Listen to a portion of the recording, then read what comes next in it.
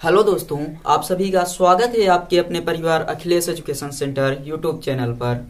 दोस्तों, आप सबके लिए क्लास 11th की फिजिक्स हम लोग स्टार्ट कर दिए हैं और उसमें पहला चैप्टर कवर कर लिए हैं। आज दूसरा चैप्टर है 11th में फर्स्ट पेपर का दूसरा चैप्टर और इसको हम स्टार्ट कर रहे हैं। बेसिक से स्टार्ट करेंगे, एडवांस लेवल तक चलेंगे।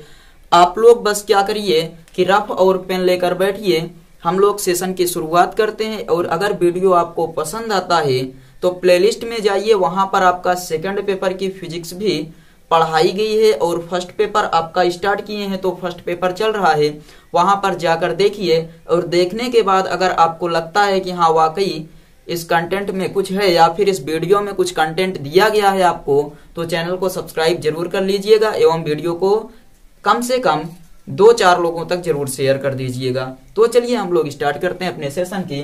देखिए, आपको क्लास 11th में फिजिक्स फर्स्ट पेपर पढ़ना है और जो आपका अध्याय है वो अध्याय नंबर 2 है, याद रखिएगा। अध्याय 2 यानी कि दूसरा चैप्टर, जिसका नाम है मापन, मात्रक एवं त्रुटि। तो आप चैप्टर का नाम लिखेंगे मात्रक, मापन एवं त्रुटि। ये चैप्टर है,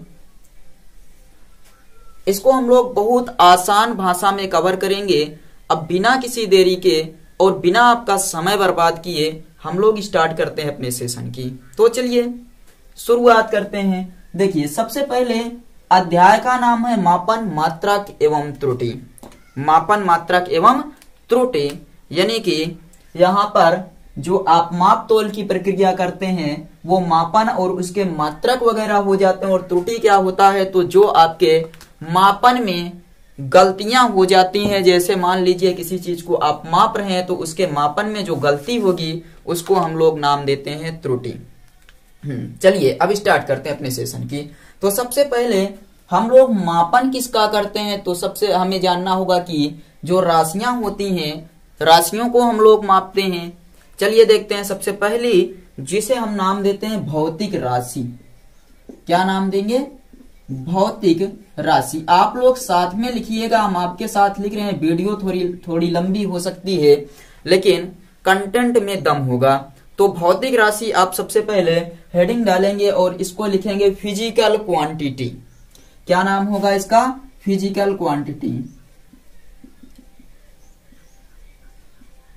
फिजिकल क्वांटिटी, इसको अंग्रेजी में फिजिकल क्वांटिटी कहते हैं और हिंदी में भौतिक राशि। तो भौतिक राशियां क्या होती हैं? तो भौतिक राशियां आप बताएंगे कि जो भौतिक राशियां हैं वे सभी राशियां जिनको हम प्रत्यक्ष या अप्रत्यक्ष रूप से व्यक्त कर सकते हैं भौतिक राशियां कहलाती हैं।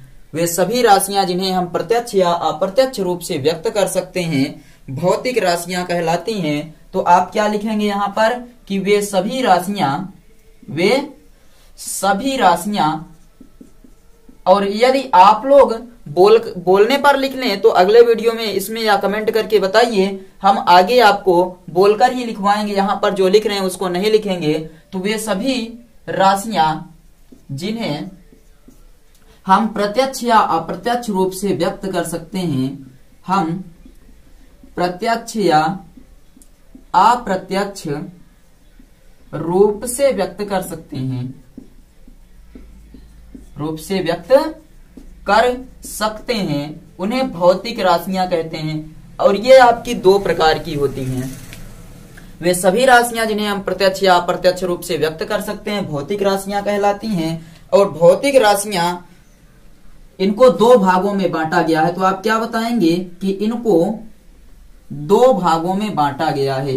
इनके 2 भाग कौन कौन से हैं? तो 2 भागों में बांटा गया है।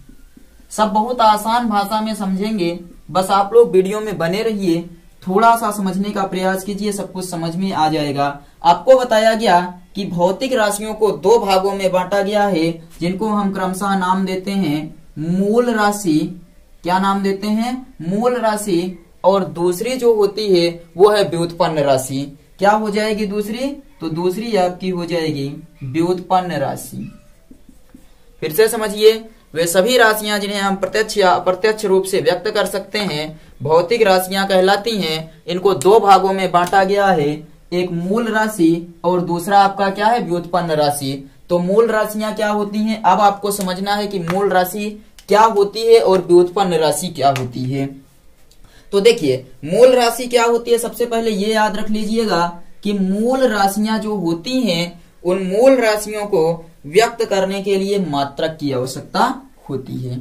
जो मूल राशि होगी उसको व्यक्त करने के लिए मात्रक की आवश्यकता होती है। तो आप यहां पर लिख लेंगे कि मूल राशियों को व्यक्त करने के लिए मात्रक की आवश्यकता होती है। मूल राशियों को या मूल राशियों को व्यक्त करने के लिए मात्रक की आवश्यकता होती है। मात्रक की आवश्यकता होती है। और यदि आप लोग वैसे समझ पा रहे हैं तो कमेंट कर दीजिए, हम बोलकर ही लिखवा दें, आवश्यकता होती है। यह हो गया आपका मूल राशि के बारे में। भौतिक राशि जिन्हें हम प्रत्यक्ष या अप्रत्यक्ष रूप से व्यक्त कर सकते हैं भौतिक राशियां कहलाती हैं। ये दो भाग होते हैं इनके, एक तो मूल राशि, दूसरा व्युत्पन्न राशि। मूल राशियों को व्यक्त करने के लिए मात्रकों की आवश्यकता होती है। और अब यहाँ पर हम चर्चा करते हैं कि मापन क्या होता है। तो आप बताएंगे कि मूल राशियों को जिस चीज से मापते हैं उसे ही हम क्या नाम देंगे, मापन। या दूसरा आप साधारण कह दीजिए कि माप तौल की प्रक्रिया को मापन कहते हैं। तो यहां हम अब आगे क्या लिखेंगे, तो अब आप लोग आगे लिखेंगे मापन, जिसे कहते हैं मेजरमेंट। मापन, मापन क्या होता है, तो माप तौल की प्रक्रिया को मापन कहते हैं। ऐसे लिख लीजिए कि माप तौल की प्रक्रिया को, माप तौल की प्रक्रिया को मापन कहते हैं। एक बार हमें देख लेने दीजिए कि क्या आप लोग इसके नीचे भी देख सकते हैं, माप तौल की प्रक्रिया को मापन कहते हैं। चलिए इसमें हम अभी एक परिभाषा और आपका लिख सकते हैं, अथवा इसकी दूसरी परिभाषा है कि ये तो हो गया कि साधारण भाषा में आपने बता दिया कि माप तौल की प्रक्रिया को मापन कहते हैं। दूसरा आप बताएं किसी दी गई भौतिक राशि को, अथवा या लिखा गया है किसी दी गई भौतिक राशि, जो आपको भौतिक राशि दी गई है, दी गई भौतिक राशि को जब हम उसके मात्रक से तुलना करते हैं, किसी दी गई भौतिक राशि को उसके मात्रक से तुलना करने की प्रक्रिया को मापन कहते हैं। राशि को उसके मात्रक से तुलना करने की प्रक्रिया को, मात्रक से तुलना करने की प्रक्रिया को मापन कहते हैं। ये हो गया मापन आपका। तो मात्रक, मापन किसे कहते हैं, तो माप तौल की प्रक्रिया को मापन कहते हैं। या फिर आप बता दीजिए किसी दी गई भौतिक राशि को उसके मात्रक से तुलना करने की प्रक्रिया को मापन कहते हैं। पूरा आपको बताया गया भौतिक राशि किन्हें कहते हैं, तो वे सभी राशियां जिन्हें व्यक्त करने के लिए या जिन्हें प्रत्यक्ष या अप्रत्यक्ष रूप से व्यक्त किया जा सकता है भौतिक राशियां कहलाती हैं। इनको दो भागों में बांटा गया है, एक तो मूल राशि, दूसरा व्युत्पन्न राशि। मूल राशि को व्यक्त करने के लिए मात्रक की आवश्यकता होती है और माप तौल की प्रक्रिया को मापन कहते हैं। या फिर किसी भी दी गई भौतिक राशि को उसके मात्रक से तुलना करने की प्रक्रिया को मापन कहते हैं। अब देखिए मापन के लिए हमें दो चीजें चाहिए, आगे लिख रहे हैं, आप लोग इसका स्क्रीनशॉट लेते चलिएगा या आप लोग साथ में भी लिखते चलिए, क्योंकि हम साथ में लिख रहे हैं तो आप लोग लिख सकते हैं। जो मापन होता है इसके लिए आपको दो चीजों का होना आवश्यक है। तो यहां आप क्या लिखेंगे कि मापन के लिए दो चीजों की आवश्यकता होती है। वो दो चीजें क्या क्या हैं, दो चीजों की आवश्यकता होती है। सबसे पहला तो हो गया कि मापन में आप ऐसे करते हैं, कोई वस्तु 10 किलोग्राम है तो दो चीज है, एक तो 10 हो गया, दूसरा किलोग्राम हो गया। 5 लीटर है तो एक तो 5 हो गया, दूसरा हो गया आपका लीटर। तो यहां पर इसीलिए कह रहा है कि मापन के लिए दो चीजों की आवश्यकता होती है। सबसे पहला तो हमें चाहिए मात्रक, जिसे आप लीटर या किलोमीटर कह रहे हैं। दूसरा आपका होना चाहिए आंकिक मान या संख्यात्मक मान। आंकिक मान इसी को नाम दिया जाता है संख्यात्मक मान। मापन के लिए इन्हीं दो चीजों की आवश्यकता होती है, एक तो मात्रक की आवश्यकता होगी और दूसरा आंकिक मान। आपने कहा कि माप तोल की प्रक्रिया को मापन कहते हैं, या कोई भी भौतिक राशि दी गई है तो उसके मात्रक से तुलना करने की प्रक्रिया को मापन कहते हैं। तो मात्रक क्या होता है, मात्रक क्या होता है और आंकिक मान क्या होता है, इसको आप समझ लीजिए। तो मात्रक क्या होता है उसके लिए आप सबसे पहले हेडिंग लिखेंगे इसे मात्रक। मात्रक को क्या कहते हैं, तो मात्रक क्या होता है जिसे हम यूनिट कहते हैं। यूनिट, यूनिट क्या होता है, भौतिक राशियां जिस इकाई में मापी जाती हैं उसे ही हम लोग मात्रक बोलते हैं। भौतिक राशियां जिस इकाई में मापी जाती हैं, जिस इकाई में मापी जाती हैं, भौतिक राशियां जिस इकाई में मापी जाती हैं उसे मात्रक कहते हैं। और याद रखिएगा ये मात्रक भी आपके दो प्रकार के होते हैं। भौतिक राशियां जिस इकाई में मापी जाती हैं उसे मात्रक कहते हैं। और मात्रक दो प्रकार के होते हैं। कौन कौन से दो प्रकार हैं, मात्रक दो प्रकार के होते हैं। सबसे पहला मूल मात्रक, मूल मात्रक, और दूसरा होता है व्युत्पन्न मात्रक। व्युत्पन्न मात्रक, अभी आपने दो प्रकार की राशियां भी पढ़ा था। तो दो प्रकार की जब राशियां हो सकती हैं तो मात्रक तो राशियों के ही होते हैं ना, तो इसलिए आपका हो जाएगा मूल राशियों के मात्रक को मूल मात्रक कहते हैं एवं व्युत्पन्न राशियों के मात्रक को व्युत्पन्न मात्रक कहते हैं। इतना क्लियर है। इसमें देखिए आपको बताया गया मापन के लिए हमें दो चीजें चाहिए, एक तो मात्रक होना चाहिए, दूसरा संख्यात्मक मान या आंकिक मान। और भौतिक राशियां जिस इकाई में मापी जाती हैं उसे ही हम लोग मात्रक कहते हैं। मात्रक आपके दो प्रकार के होते हैं, एक मूल मात्रक और दूसरा व्युत्पन्न मात्रक। संख्यात्मक मान क्या होता है या आंकिक मान, तो अगली हेडिंग आप लिखेंगे संख्यात्मक मान। जो आपको बताया गया संख्यात्मक मान या आंकिक मान, दोनों एक ही चीजें हैं, संख्यात्मक मान या आंकिक मान। तो राशि के परिमाण को, राशि के परिमाण को संख्यात्मक मान कहते हैं। संख्यात्मक मान कहते हैं। राशि के परिमाण को संख्यात्मक मान कहते हैं। जैसे मान लीजिए हमने उदाहरण दिया कि 10 किलोग्राम, 10 किलोग्राम। इसमें दो चीजें हैं आपके पास, एक तो ये हो गया, एक ये हो गया जो आपका 10 है, और दूसरा क्या हो जाएगा किलोग्राम। तो इसको हम क्या नाम देंगे, तो सबसे पहला तो देखिए जो संख्यात्मक मान है वो है, परिमाण को संख्यात्मक मान कहते हैं, तो इसको हम नाम दे देंगे कि ये आपका आंकिक मान या संख्यात्मक मान है। और ये जो आपका दिया गया है इसे हम लोग क्या नाम देते हैं, ये है आपका मात्रक। ये क्या है आपका मात्रक। तो इस प्रकार से मात्रक और संख्यात्मक मान में आपको अंतर दिखाई देता है कि मात्रक भौतिक राशियां जिस इकाई में मापी जाती है उन्हें मात्रक कहते हैं। मात्रक दो प्रकार के होते हैं, एक तो मूल मात्रक और दूसरा व्युत्पन्न मात्रक। और दूसरा आप यहाँ संख्यात्मक मान या आंकिक मान, तो राशियों के परिमाण को संख्यात्मक मान कहते हैं। जैसे 10 किलोग्राम लिखा गया है तो आंकिक मान आपका 10 हो गया, और साथ ही साथ किलोग्राम क्या हो गया, इसका मात्रक हो गया। चलिए आगे बढ़ते हैं। इतना तो आपको क्लियर हुआ होगा। अब हम चर्चा करते हैं मूल राशियों पर। मूल राशियां क्या होती हैं, तो ऊपर से चलिए देखिए।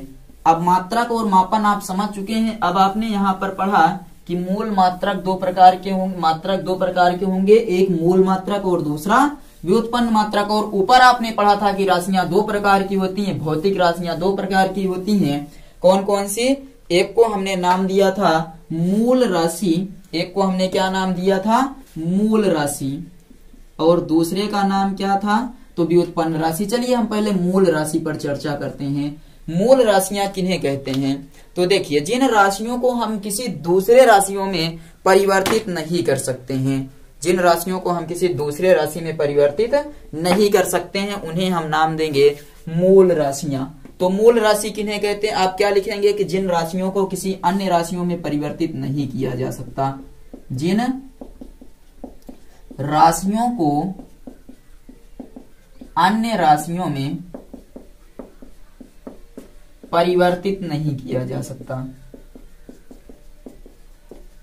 कैसे परिवर्तित नहीं किया जा सकता? जैसे आप क्या बताइए कि सेकंड को किसी और राशि में परिवर्तित कर सकते हैं क्या? सेकंड को किसी राशि में परिवर्तित कर सकते हैं? बताइए। तो जिन राशियों को आप दूसरी राशियों में नहीं परिवर्तित कर सकते हैं, उन्हें ही हम लोग कहते हैं मूल राशियां। जिन राशियों को अन्य राशियों में परिवर्तित नहीं किया जा सकता, मूल राशियां कहलाती हैं। और मूल राशियों की जो संख्या है वो 7 है। इनकी संख्या कितनी है? 7 है। मूल राशियां 7 हैं। अब 7 कौन कौन सी हैं? तो इसमें आपको क्रम से बता दिया जाए कि जो सबसे पहला होता है वो है लंबाई, दूसरा द्रव्यमान, तीसरा समय। इनके मात्रक की चर्चा अभी नहीं कर रहे हैं, समझ लीजिए। लंबाई का मात्रक मीटर होता है, तो वो मूल राशियों का मात्रक हो जाएगा, उसे हम मूल मात्रक कहेंगे। तो लंबाई, द्रव्यमान, समय, विद्युत धारा, विद्युत धारा, एक होता है पदार्थ की मात्रा, ज्योति तीव्रता और ताप। तो आप लिखिए ताप, ज्योति तीव्रता और पदार्थ की मात्रा। ये आपकी 7 मूल राशियां हैं। याद रखिएगा, 7 ही हैं मूल राशियां। इन राशियों को हम अन्य राशियों में परिवर्तित नहीं कर सकते, इसीलिए इन राशियों को मूल राशियां कहते हैं। जिन राशियों को अन्य राशियों में परिवर्तित नहीं किया जा सकता, वे मूल राशियां कहलाती हैं। इनकी संख्या 7 है। लंबाई, द्रव्यमान और उसके बाद समय, विद्युत धारा, ताप, ज्योति तीव्रता, पदार्थ की मात्रा। अब चलिए मूल मात्रक की बात कर लेते हैं। मूल राशियां तो हो गई, अब मूल मात्रक की बात कर लेते हैं। तो मूल मात्रक किन्हें कहेंगे? आप सीधा सीधा बताएंगे कि मूल राशियों के मात्रक को मूल मात्रक कहते हैं। लिखिए, मूल राशियों के मात्रक को मूल राशियों के मात्रक को मूल मात्रक कहते हैं। या जिन मात्रकों को अन्य मात्रकों में परिवर्तित नहीं किया जा सकता, जैसे जिन राशियों को अन्य राशियों में, वैसे ही जिन मात्रकों को अन्य मात्रकों में परिवर्तित नहीं किया जा सकता, उन्हें हम लोग मूल मात्रक कहते हैं। अब इनकी संख्या कितनी होगी? आप अगर बताइए मूल राशियों की संख्या है तो मूल मात्रकों की संख्या कितनी होगी? मूल राशियां 7 हैं, तो मूल मात्रक भी 7। क्रम से ऐसे ही लिख रहे हैं, आप याद रखिएगा। जैसे आपको अभी मिल जाए लंबाई, तो लंबाई का जो मात्रक होता है, मूल मात्रक की बात करेंगे। लंबाई को आप किस में मापते हैं? मीटर में मापते हैं। और द्रव्यमान को किस में मापते हैं? किलोग्राम में मापते हैं। ये क्लियर है। समय को किस में मापते हैं? तो समय को मापते हैं सेकंड में। विद्युत धारा एम्पियर से मापते हैं। और अगला देखिए, जो ताप आता है, तो टेम्परेचर को हम लोग किस में मापते हैं? आप लोगों ने भी देखा होगा कि ताप को मापते हैं डिग्री सेल्सियस में। तो इसका पैमाना और साथ ही साथ एक चीज और मापा जाता है, इसको केल्विन में। अब मूल मात्रक और मूल राशियों की चर्चा हो रही है, तो इसको हम लोग जो मापेंगे, तो ताप को हमने माप दिया केल्विन में। ताप को किस में मापेंगे? केल्विन। और ज्योति तीव्रता, इसको मापा जाता है कैंडिला। ज्योति तीव्रता को कैंडिला में मापा जाता है। और पदार्थ की जो मात्रा है, इसको नाम दिया जाता है मोल, यानी कि पदार्थ की मात्रा का मात्रक क्या हो जाएगा, तो पदार्थ की मात्रा का मात्रक मोल होता है। 7 राशियां जिन्हें हम मोल राशियां कहते हैं और उन्हीं के 7 मात्रक जिन्हें मोल मात्रक कहते हैं। तो आप लोग याद रखिएगा कि मोल राशियों के मात्रक को मोल मात्रक कहते हैं। मोल राशियों की संख्या 7 है, इसलिए मोल मात्रकों की संख्या भी कितनी हो जाएगी, तो मोल मात्रक भी आपके 7 हो जाएंगे। यहाँ आपकी एक और अलग से छोटा सा टॉपिक आता है पूरक राशि और पूरक मात्रक। तो आप लिख लीजिए बगल में कि एक पूरक राशियां, 2 पूरक राशियां हैं और उनके 2 मात्रक हैं जिन्हें हम लोग इसी के अंतर्गत रखते हैं। तो पूरक राशि और उसका मात्रक जो होगा उसे हम लोग बोलेंगे पूरक मात्रक। पूरक राशि होती है कोण और घन कोण, कोण और घन कोण। तो कोण का मात्रक रेडियन और घन कोण का मात्रक स्टेरेडियन, ये आपको याद रखना है। ये 2 इंपॉर्टेंट इसी के अंतर्गत आ जाएगी, पूरक राशियां कोण और घन कोण और पूरक मात्रक रेडियन और स्टेरेडियन। तो आई थिंक आपको ये पूरा का पूरा मोल राशियां मोल मात्रक कंप्लीट। अब हम लोग चर्चा करते हैं व्युत्पन्न राशि और व्युत्पन्न मात्रकों पर।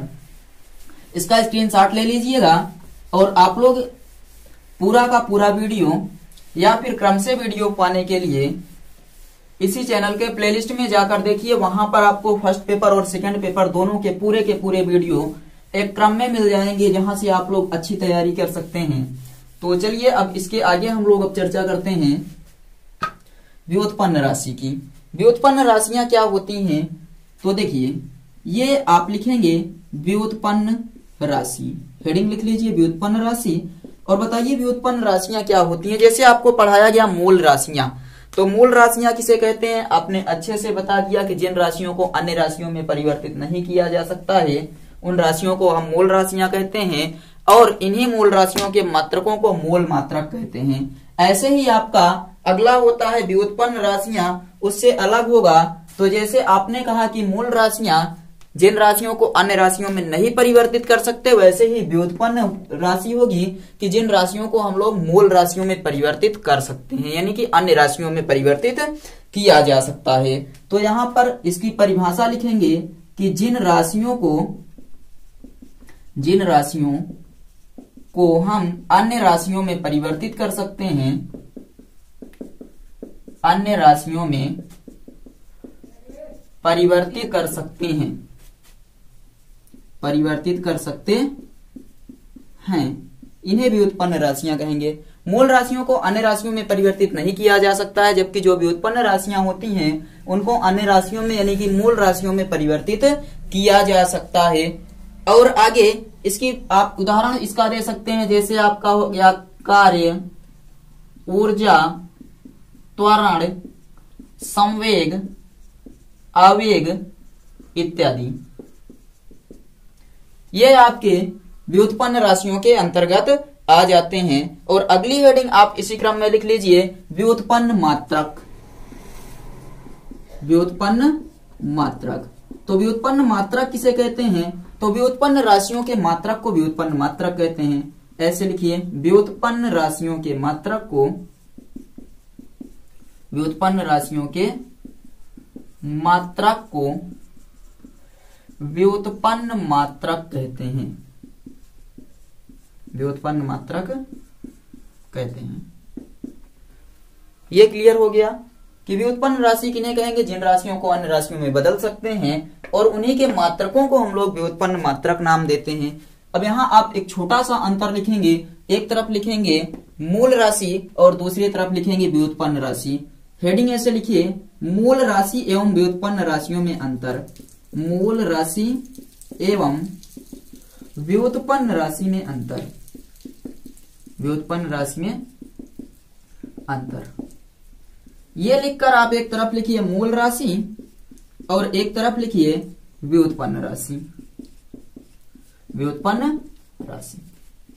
ऐसे लाइन खींचिए और यहां पर आप लिखिए कि जो मूल राशियां होती हैं उनकी परिभाषा आपने पहले क्या लिखा था कि जिन राशियों को हम अन्य राशियों में परिवर्तित नहीं कर सकते मूल राशियां कहलाती हैं और जिन राशियों को अन्य राशियों में परिवर्तित किया जा सकता है व्युत्पन्न राशियां कहलाएंगी।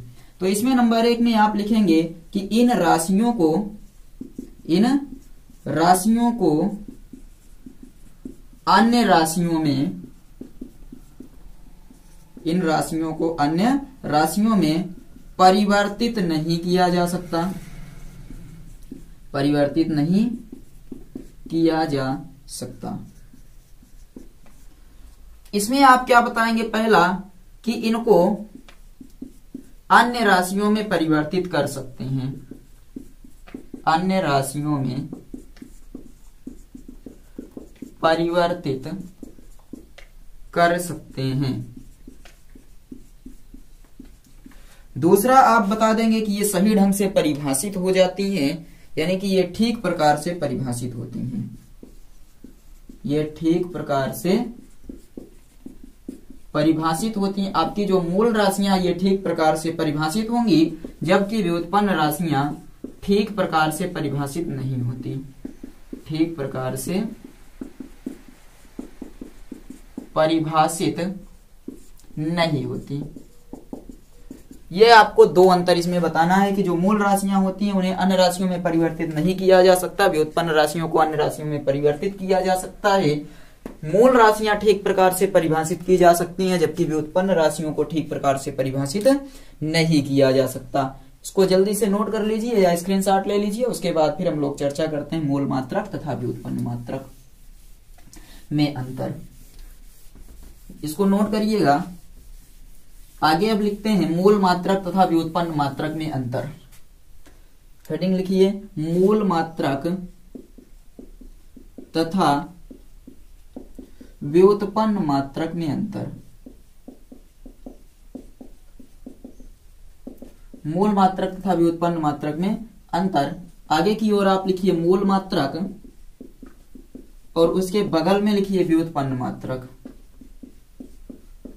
और परिभाषा बना दीजिए। नंबर 1 मूल राशियों के मात्रक को मूल मात्रक कहते हैं, नंबर 1 व्युत्पन्न राशियों के मात्रक को व्युत्पन्न कहते हैं, व्युत्पन्न मात्रक कहते हैं। तो यहां आप लिखेंगे मूल राशियों के मात्रक को, मूल राशियों के मात्रक को मूल मात्रक कहते हैं। और इसमें क्या बताएंगे आप? व्युत्पन्न राशियों के मात्रक को, व्युत्पन्न राशियों के मात्रक को व्युत्पन्न मात्रक कहते हैं। ये पहला अंतर हो गया। दूसरे अंतर की अगर बात करें तो दूसरा आप बता देंगे कि इन्हें व्यक्त करने के लिए अन्य मात्रकों की आवश्यकता नहीं पड़ती, इन्हें व्यक्त करने के लिए अन्य मात्रकों की आवश्यकता नहीं पड़ती, अन्य मात्रकों की आवश्यकता नहीं पड़ती है। और इन्हें व्यक्त करने के लिए मूल मात्रकों की आवश्यकता पड़ेगी। याद रखिएगा कि व्युत्पन्न मात्रक को व्यक्त करने के लिए हमें अन्य मात्रकों की आवश्यकता होती है। व्युत्पन्न मात्रकों को व्यक्त करने के लिए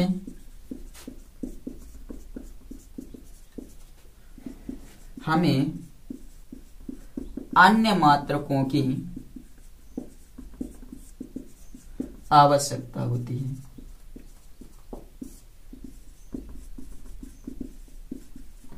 ये इन दोनों में अंतर हो गया, मूल मात्रक और व्युत्पन्न मात्रक। तो मूल मात्रक, मूल राशियों के मात्रक को मूल मात्रक कहते हैं, व्युत्पन्न राशियों के मात्रक को व्युत्पन्न मात्रक कहते हैं। मूल मात्रकों को व्यक्त करने के लिए अन्य मात्रक की आवश्यकता नहीं होती, जबकि व्युत्पन्न मात्रक को व्यक्त करने के लिए हमें अन्य मात्रकों की आवश्यकता पड़ती है। जल्दी से स्क्रीनशॉट लीजिए, उसके बाद हम लोग अब चर्चा करते हैं कुछ राशियों पर, राशियों की कुछ पद्धतियों पर चर्चा करेंगे। अब राशियों के बारे में तो आपने सीख लिया कि भौतिक राशियां किसे कहते हैं, ये कितने प्रकार की होती हैं, उसके बाद उनके प्रकार को कितने भागों में बांटा गया है, और उसके बाद फिर आप उन सब राशियों में अंतर अच्छे से पढ़ चुके हैं। आगे अब लिखिएगा मात्रकों की पद्धतियां, मात्रकों की पद्धतियां कितनी पद्धतियां हैं और किस प्रकार से इनको विभाजित करके आप पढ़ते हैं। क्लास 9th के सिलेबस में भी मात्रकों की पद्धतियों के बारे में एक बार आप लोग चर्चा कर चुके हैं। और अब उसी के आगे हम लोग थोड़ा सा और विस्तार से पढ़ेंगे कि जो मात्रकों की पद्धतियां होती हैं, कितनी पद्धतियां हैं और इनको किस प्रकार से हम बांटकर पढ़ते हैं और कौन सी पद्धति अभी हमें वर्तमान समय में हम लोग लागू करते हैं। तो सबसे पहली पद्धति पर चर्चा करते हैं। ये 4 पद्धतियां आपकी हैं, उनमें से पहली जो पद्धति है उसका नाम है MKS पद्धति। नंबर 1 MKS पद्धति यानी MKS सिस्टम। MKS पद्धति में क्या होता है तो आप बताएंगे। MKS पद्धति में द्रव्यमान का मात्रक किलोग्राम और समय का मात्रक सेकंड तथा साथ ही साथ आपका जो दूरी का मात्रक होगा या लंबाई का मात्रक की बात करें तो उसको हम लोग मीटर नाम देते हैं। MKS पद्धति में ऐसे लिखिए, इस पद्धति में दूरी का मात्रक मीटर, द्रव्यमान का मात्रक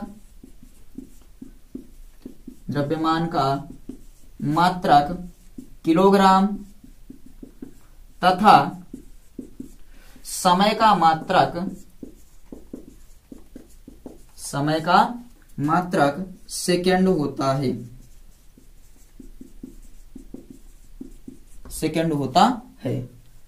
MKS पद्धति में द्रव्यमान का मात्रक किलोग्राम, दूरी का मात्रक मीटर और समय का मात्रक सेकंड होता है। नीचे आपको दिख रहा है, ऊपर का नोट कर लिए। अब हम लोग CGS पद्धति पर चर्चा करते हैं। चलिए ऊपर की ओर लिखते हैं CGS पद्धति। नीचे का आप लोग नोट कर लीजिए या फिर स्क्रीनशॉट ले लीजिए। और अगर आप लोगों को नोट्स चाहिए, इस चैप्टर की कंप्लीट नोट्स, तो आप लोग कमेंट बॉक्स में कमेंट करिए। पूरे के पूरे सिलेबस की नोट्स आप सबको प्रोवाइड कर दिया जाएगा। चलिए अब दूसरा हम लोग देखते हैं। MKS सिस्टम तो आपका हो गया। अब बात करते हैं CGS पद्धति।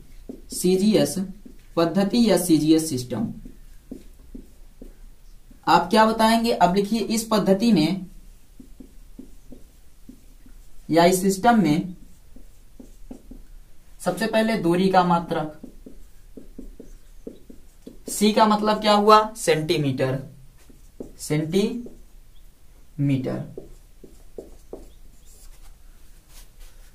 और G का मतलब क्या हुआ? तो आप बताएंगे द्रव्यमान का मात्रक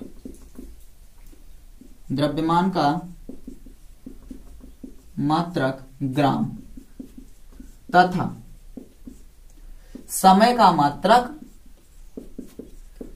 सेकंड होता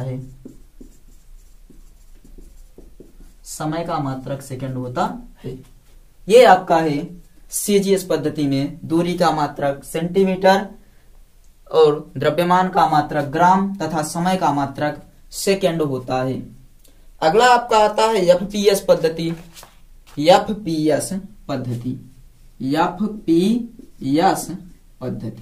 ये क्या होता है? तो FPS पद्धति जो होता है, इसमें आप सीधा सीधा लिखिएगा कि जो दूरी का मात्रक होगा वो होता है फुट और द्रव्यमान का मात्रक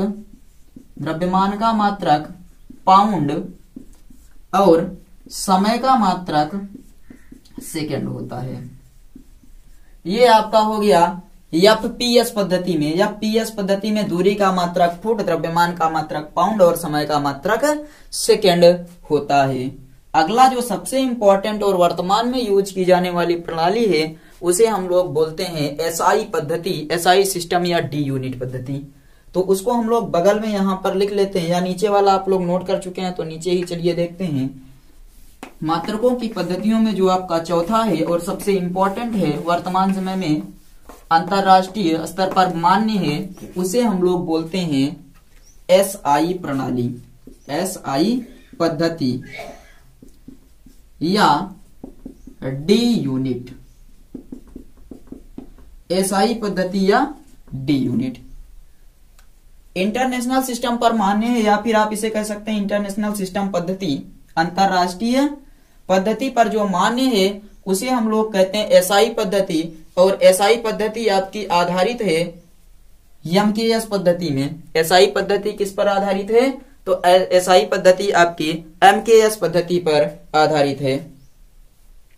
और यह पद्धति कब बनाई गई थी? तो 1971 में अंतरराष्ट्रीय पद्धति पर इसको मान्यता मिली थी। तो आप क्या बताएंगे? यह पद्धति 1971 में मापतोल की अंतरराष्ट्रीय समिति द्वारा बनाई गई। यह पद्धति कब बनाई गई? 1971 में। किसके द्वारा? तो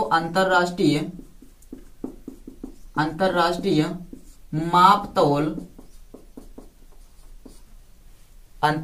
मापतोल समिति द्वारा।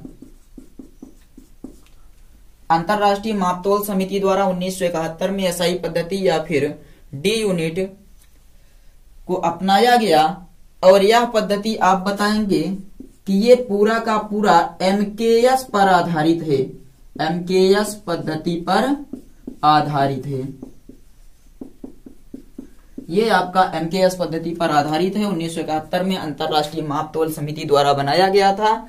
और एमकेएस में आप जानते हैं कि जो दूरी होती है उसका मात्रक मीटर और किलोग्राम का मात्रक, यहाँ पर द्रव्यमान का मात्रक किलोग्राम और समय का मात्रक सेकंड दिया जाता है। और इसी एसआई पद्धति के अनुसार 7 मोल मात्रक, इसके अनुसार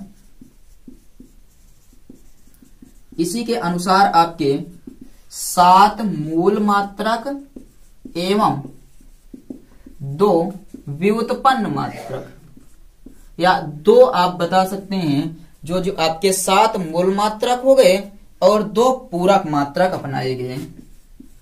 2 पूरक मात्रक अपनाए गए। इस पद्धति के अनुसार आपके जो मूल मात्रकों की संख्या है वो 7 और उसी के साथ साथ 2 पूरक मात्रक भी लिए गए हैं। और याद रखिएगा कि इस पद्धति के जो सभी मात्रक हैं, एसआई पद्धति के सभी मात्रक परिभाषित होते हैं। इनको अच्छे ढंग से परिभाषित किया जा सकता है। तो ये सभी मात्रक परिभाषित होते हैं, आप इसको नोट कर लीजिएगा। और ये आपका मात्रकों की पद्धतियां कंप्लीट हुई। और इसके हम लोग ये याद रखिएगा कि जो एसआई पद्धति के मात्रक हैं इनको हम लोग 10 की घात के रूप में भी लिख सकते हैं। और 10 की घात के रूप में सबके अलग अलग मान होते हैं, तो उनकी हम श्रेणी पर एक थोड़ी सी चर्चा कर लेते हैं, इनकी श्रेणियों पर। या चलिए अब हम लोग जो इनकी श्रेणियां हैं उन पर अगले क्लास में चर्चा करेंगे। आप लोग तब तक के लिए एक बार कमेंट करके बताइए क्या ये टॉपिक आपके समझ में आ गया। और समझ में आया है तो अगला टॉपिक आपका अगले दिन मिल जाएगा ठीक इसी समय। चलिए मिलते हैं अगले वीडियो में। तब तक आप लोग अच्छे से पढ़ते रहिए, अच्छे से नोट्स बनाइए। और अगर आपको नोट्स चाहिए तो कमेंट बॉक्स में कमेंट करिए, नोट्स आपको प्रोवाइड कर दिया जाएगा। चलिए मिलते हैं अगले वीडियो में।